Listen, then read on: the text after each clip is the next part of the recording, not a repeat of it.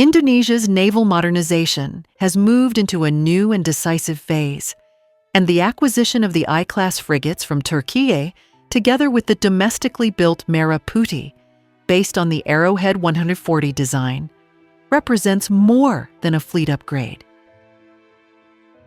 It is a strategic transformation. The trend is clear. While the Philippines has begun improving its naval strength with the Jose Rizal-class frigates and coastal missile batteries, Indonesia is shifting toward a blue water naval posture, capable of asserting presence beyond its immediate archipelagic waters. The difference in trajectory is significant, and it carries consequences for the future of maritime cooperation across the Indonesia-Philippines axis. Indonesia's dual-track procurement, one foreign, one domestically built with technology transfer, reflects a forward-leaning doctrine. The I-class brings a modern weapons suite and advanced radar capability derived from Istanbul-class lineage, offering multi-layered combat capabilities from surface strike to air defense. Merah Putih, designed and assembled with Indonesian shipbuilders at PT PAL, advances a local naval industry that Jakarta believes will make its navy more self-sustaining over the long term. The synergy of imported expertise and domestic construction marks a critical point. Indonesia is building not just ships, but an industrial base for naval autonomy. By contrast, the Philippines remains more limited in the scope of its modernization. The Jose Rizal class offers an excellent starting point, a modern frigate with capable sensors and essential multi-role functions. But the Philippines still focuses primarily on coastal defense, bolstered by shore-based anti-ship missile systems that create denial zones near contested maritime areas.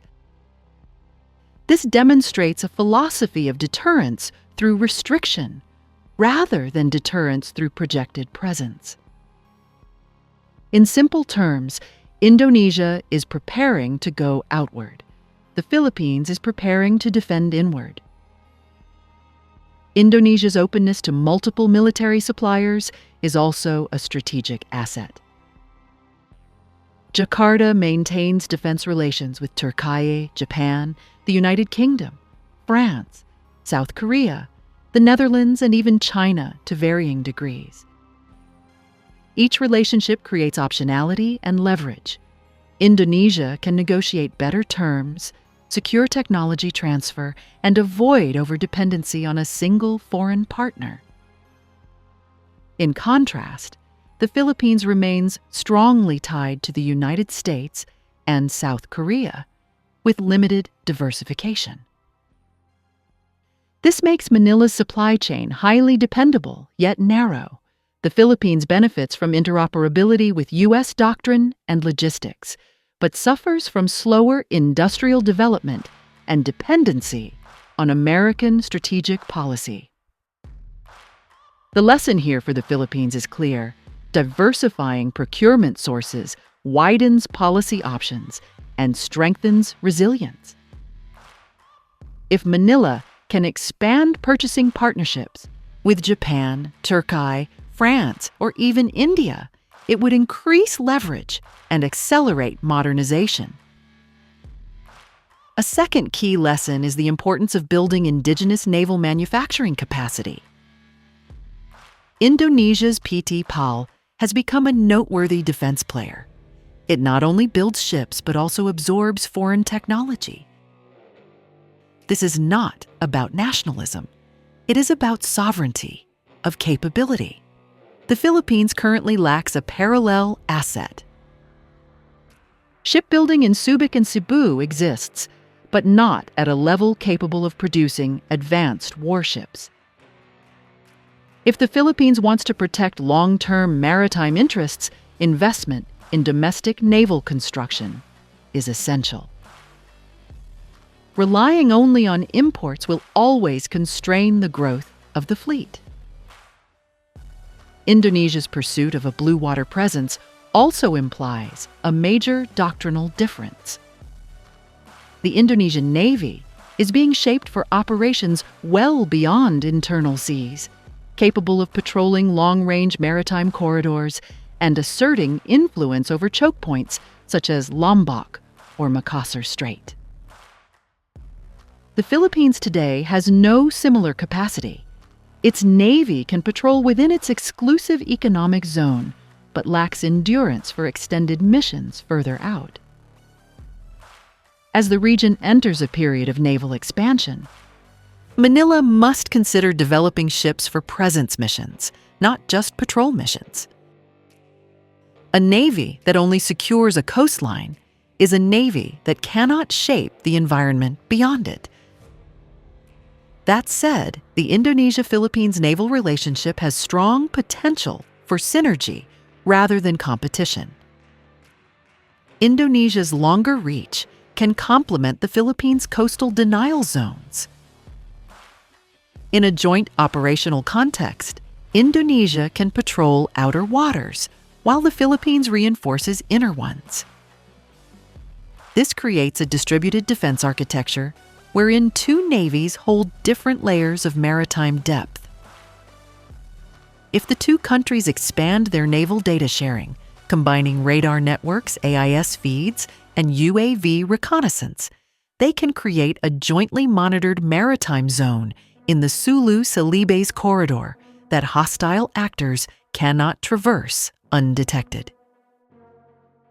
Already, their joint patrols have proven effective against piracy and smuggling. Expanded cooperation would gradually evolve into joint domain awareness, a deeper form of maritime partnership where each country enhances the other's perception and reach. From a geopolitical perspective, Indonesia's balancing strategy regarding China contrasts sharply with Manila's approach. Indonesia does not confront China directly. Instead, it hedges, pursuing engagement, but reinforcing deterrence through steady modernization. The Philippines takes a declaratory posture of resistance, aligning closely with Washington and pursuing rights assertion in the West Philippine Sea. The two approaches are distinct but potentially complementary. Indonesia can serve as a stabilizing intermediary, while the Philippines provides pressure for legal clarity and enforcement on maritime rights. Each nation plays a different role in shaping the regional order. Looking ahead toward the period between 2028 and 2035, Indonesia's naval forces will likely surpass most regional counterparts in sophistication and scale, potentially rivaling Singapore as the region's premier navy. If Jakarta continues combining foreign acquisition with domestic industrial development, it will attain not only strong warships, but also the ability to sustain and even export naval platforms. This will become its true strategic advantage. For the Philippines, the trajectory will depend on whether it remains focused purely on territorial protection or adopts an outward-oriented doctrine. If the Philippines invests in additional frigates, integrated combat networks, UAV maritime surveillance, and eventually light corvettes or offshore patrol vessels in sufficient numbers, it can begin transitioning from a defensively postured navy into one capable of assertive maritime presence. Ultimately, the central conclusion is that Indonesia's naval strategy represents a model of incremental, multi-sourced, and industrially grounded modernization. The Philippines, observing this development, should recognize the importance of diversifying procurement, building its own naval manufacturing capacity, and gradually expanding doctrinal horizons beyond coastal defense. As both nations refine their maritime capabilities, the Indonesia-Philippines axis will not only determine their bilateral security, but will constitute a major pillar of maritime stability in Southeast Asia.